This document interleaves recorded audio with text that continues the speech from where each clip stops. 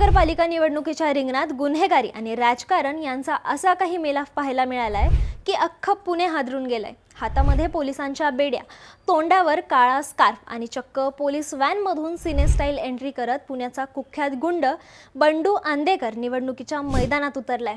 विशेष म्हणजे मी दरोडेखोर नाही तर उमेदवार आहे अशी गर्जना करत त्याने अर्ज दाखल केल्याने पुण्यातील राजकारणात मोठी खळबळ उडाली आहे। नेमकं काय घडलं पुण्याच्या निवडणूक कार्यालयात आणि बंडू आंदेकर नेमक्या कोणत्या पक्षाकडून निवडणूक लढवणार आहे याची संपूर्ण माहिती जाणून घेऊयात या बातमीच्या माध्यमातून। नमस्कार, मी श्रुती आणि तुम्ही पाहतात थोडक्यात। पुणे महापालिका निवडणुकीसाठी अर्ज भरण्याची प्रक्रिया सध्या वेगाने सुरू असताना आज निवडणूक कार्यालयाबाहेर जे दृश्य पाहायला मिळालं ते पाहून उपस्थित अधिकारी आणि नागरिकही आवाक झाले। पुण्यातील कुख्यात आंदेकर टोळीचा म्होरक्या बंडू आंदेकर याला पोलिसांनी अर्ज भरण्यासाठी निवडणूक कार्यालयात आणलं होतं। एरवी गुन्हेगारांना न्यायालयात हजर करताना जो बंदोबस्त असतो तसाच कडक बंदोबस्त यावेळी होता।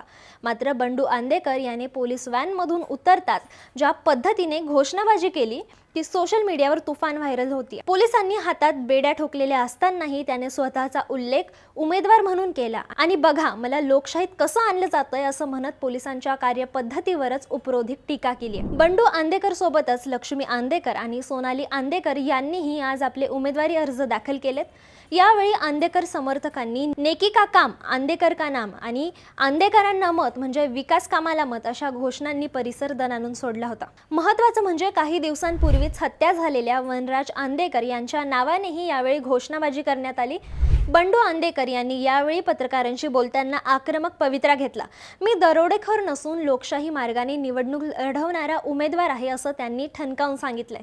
यामुळे पुण्यात पुन्हा एकदा गुन्हेगारीचं उदात्तीकरण सुरू झालंय की काय असा सवाल आता उपस्थित केला जातोय। आता सर्वात मोठा प्रश्न हा आहे की बंडू आंदेकर कोणत्या पक्षाकडून मैदानात उतरणार आहे। गेल्या काही दिवसांपासून राष्ट्रवादी काँग्रेसचे शहराध्यक्ष सुभाष जगताप यांनी लक्ष्मी आणि बंडू आंदेकर यांना उमेदवारी देण्याचे संकेत दिले होते। त्यामुळे बंडू आंदेकर हा राष्ट्रवादी काँग्रेसच्या शरद पवार गटाकडून किंवा अजित पवार गटाकडून निवडणूक लढवणार का याबाबत राजकीय वर्तुळात उलटसुलट चर्चा सुरू झाल्या होत्या। आधीच पुण्याचे राजकारण गुन्हेगारीच्या छायेत असल्याचा आरोप विरोधक करत असतात आणि आता थेट बेड्या ठोकलेला गुंड निवडणूक मैदानात उतरल्याने सत्ताधारी आणि विरोधकांमध्ये जुंपण्याची शक्यता आहे। बंडू आंदेकर याच्या या सिने स्टाईल एंट्रीने पुण्याच्या निवडणुकीत आता रंगत वाढली असली तरी सर्वसामान्यांमध्ये मात्र दहशतीचं वातावरण आहे। ही महत्त्वाची बातमी इतरांना शेअर करा, व्हिडिओ लाईक करा आणि तुमचं मत आम्हाला कमेंटमध्ये नक्की सांगा।